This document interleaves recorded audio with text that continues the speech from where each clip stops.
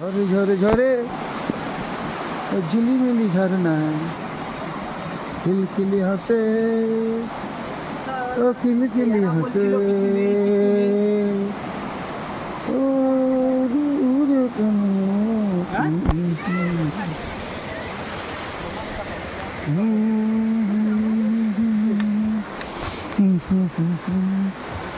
এটা elephant ফলসের area, বেশ ভালো এরিয়া, সুন্দর এরিয়া।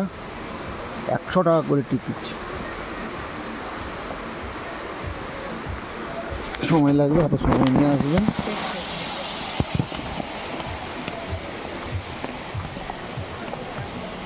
নিচে থেকে উপরের দিকে যাচ্ছি, ওই নিচে থেকে দেখে দেখে গেলাম।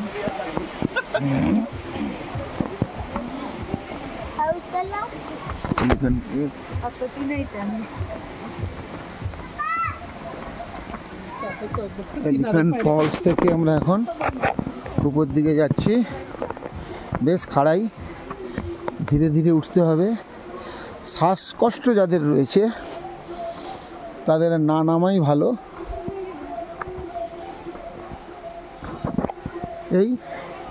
এগুলো দেখছেন, এগুলো ডাস্টবিন।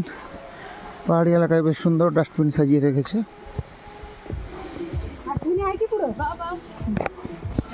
এই পর্যন্ত আপাতত শেষ করছি। পরের ক্লিপসে আবার কিছু দেখাবো। ততক্ষণ সুস্থ থাকুন, ভালো থাকুন।